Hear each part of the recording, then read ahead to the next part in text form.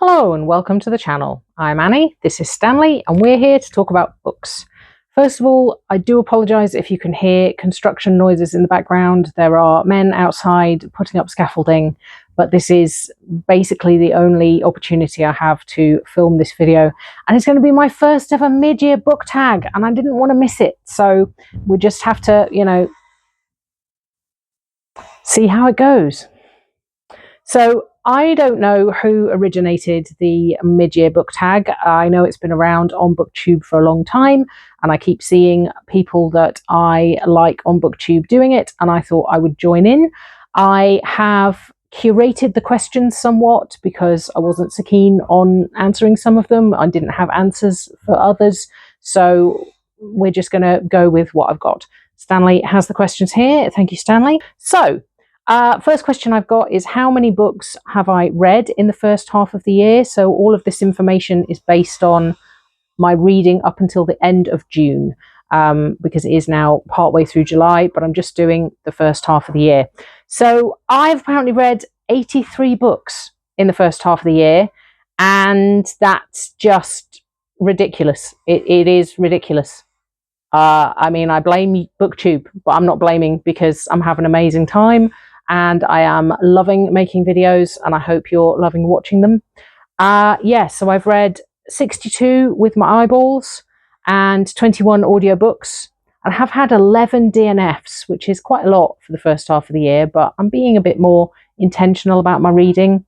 The Read It or Yeet It project, which I've started, is encouraging me to get through some of the books that are less appealing, but also encouraging me to give them a try and actually get through them. So we'll see how that goes with DNFs in the second half of the year. Best book read in the first half of the year. I think I'm going to have to say One Flew Over the Cuckoo's Nest, because that was a real surprise. That came in the first Read It or Yeet It episode. Really would never have read it otherwise, and it was a 5-star read. Really phenomenal book. Best sequel I've read in the first half of the year. Haven't read very many sequels to books, so the only non-reread sequels that I've read so far are the second and third installments of The Chronicles of the One by Nora Roberts. And they were both pretty good. I enjoyed that series. I've been working my way through her fantasy trilogies since my dad recommended one of hers a couple of years ago. And yeah, it was a pretty good series. I enjoyed it. New release I haven't read yet, but want to. I've got The Listeners by Maggie Stiefvater on my audiobook wish list. Definitely want to read that. Big fan of hers. Very excited to hear that she had a new book coming out. So yeah, looking forward to that. Most anticipated release for the second half of the year. I don't tend to read new releases. There's not that many, big books that are coming out that I'm really looking forward to, but I'm going to have to jump on the bandwagon and say the sequel to The Will of the Many, because I did read that last year, completely obsessed, have to know what happens in the next one. So yeah, I'm on the bandwagon with that one, the sequel to The Will of the Many. Biggest disappointment in the first half of the year, I have to say The 12 by Justin Cronin. I read The Passage, which was the first in that series, while I was on holiday last September. Really enjoyed it, was very much looking forward to it. I don't know whether I left it too long. It was only a few months, and I did remember the story quite well, but I just couldn't get into it for some reason, and I ended up DNFing it fairly early on, so that was a bit disappointing. Biggest surprise of the first half of the year has to be Index, A History of the by Dennis Duncan, which was a book my brother gave me a few years ago for Christmas.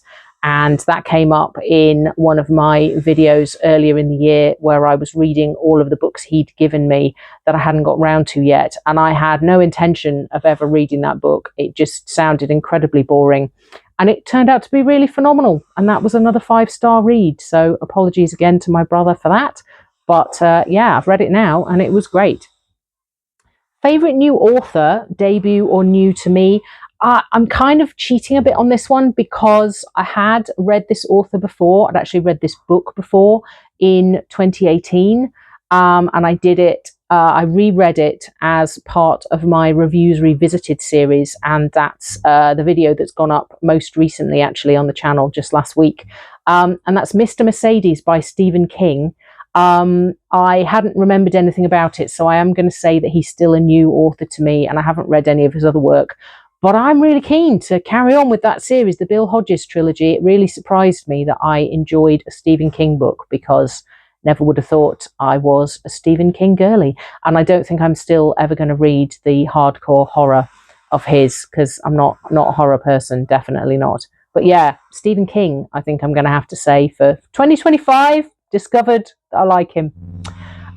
Newest favourite character is not from a book, but I'm going to do it anyway, because I played the video game whistlestop as part of the Reddit Fantasy Bingo Challenge, where one of the squares was not a book, and I absolutely fell in love with Borrow, who runs the tea shop in that game. It's a brilliant game, absolutely loved it. I've played it through 2 or 3 times now, and Borrow, yeah, new favourite character, absolutely love Borrow, he's amazing. Book that made me cry.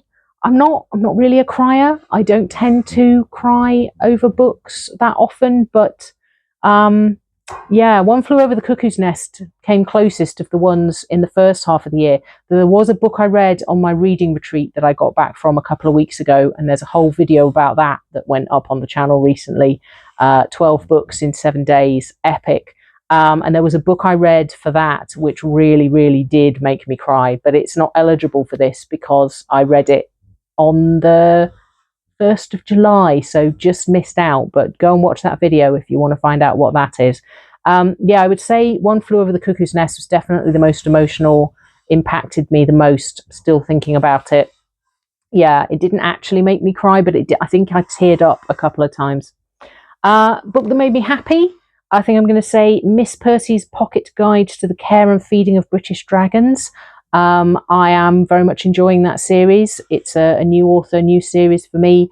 Really fun, really did make me happy. It's yeah, enjoyable, cozy, found family vibes. Love it. Yeah, really enjoyed that. Most beautiful book I have acquired this year. 1 second and I'll go and get it. I tend to get most of my books from charity shops, so they're not often very beautiful, and I don't get like hardcovers very often, don't do special editions. But I will have to say that in a recent charity shop haul, I got Tigers in Red Weather by Ruth Padell, and yeah, I think that's pretty gorgeous as books go. Love the colours, love the picture, love the art style. It's yeah, it is a secondhand book. Did get it from a charity shop. Don't often read non-fiction, but yeah, saw that.